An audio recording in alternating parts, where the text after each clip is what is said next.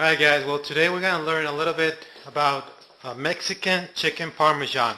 Alright, so what we're going to do is we're going to get all the ingredients ready. It's really easy to make, and it's an easy dinner idea. So we're going to need some chicken, some bread, we're going to need some coffee, 3 whole cans of coffee, and then we're also going to need milk, we're going to need some mustard, some hot sauce, and it's Mexican chicken parmesan, so it's going to be a few tortillas, and then the sour cream, and this is the key to chicken parmesan. You need to have milk and soy milk, and if you do that, it's gonna be really good. Trust me. All right, I've done this quite a few times. So, all right, so we're gonna get the chicken out. Wait a minute. We can't cook unless we find the answer for this, because I do have OCD, I think. I'm just kidding, I don't. But we're gonna answer this before we actually cook the chicken parmesan, and then after that, you know, we'll have dinner, right? So, what we're trying to do here is we're trying to find the value for n. Okay.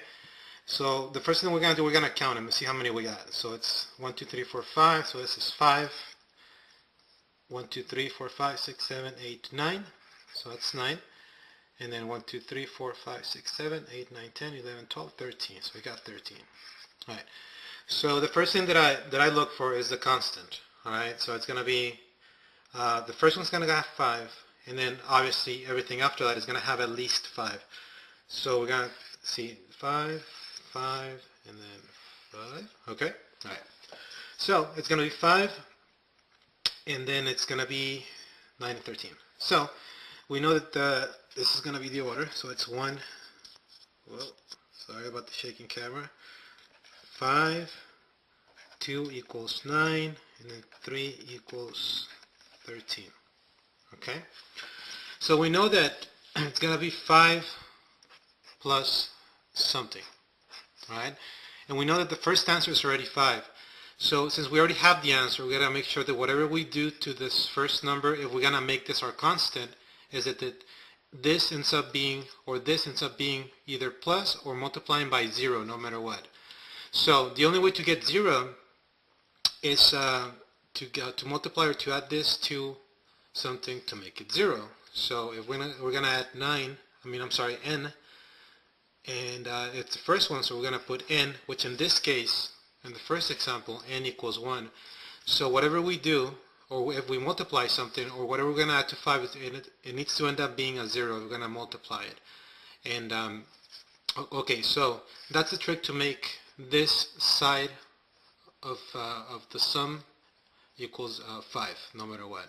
So multiplying this by 0, so in order for this to be a 0, we're going to put n minus 1, because n at this point is 1, so 1 minus 1 is 0, so if we multiply this times this, is going to be 5 plus 0, so it's going to end up 5. We don't know what's here yet, so we're going to move up to the second one and see if we can figure it out. So it's going to be 5 plus 0, and we're going to test this one out and see if it's right, so n minus 1. So we know that the second answer is going to be 9, right? So at this point, n is 1, and this is n is 2, so we're going to do a small parenthesis here, and it's going to be 2 minus 1. Okay, so that's going to be 1.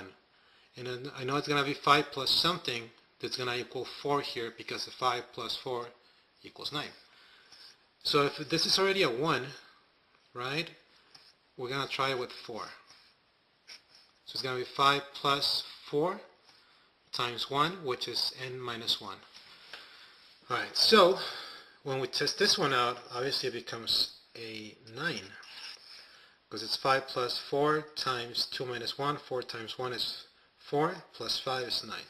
So we're going to go up, and we're going to see if this works with the 4 here. Okay? So it's going to be 5 plus 4 times, but this is going to be 0, because here n equals 1. So 1 minus 1 equals 0.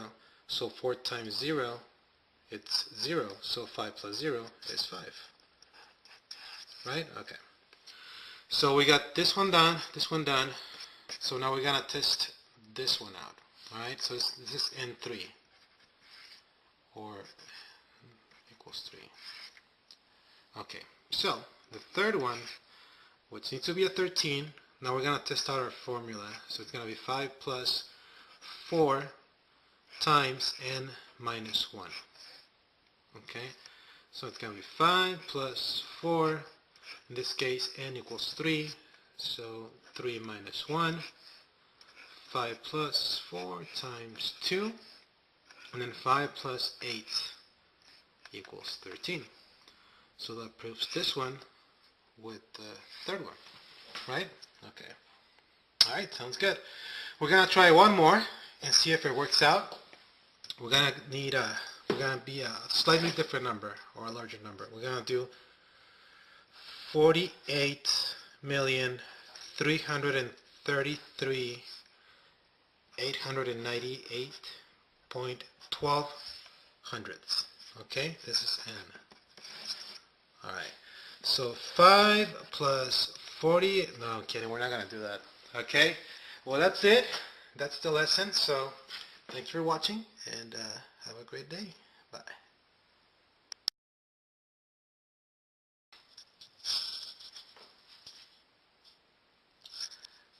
Sorry, I just saw the video. I made a mistake. I actually said something wrong. So what I meant to say was, I didn't mean to say 0.12 hundredths.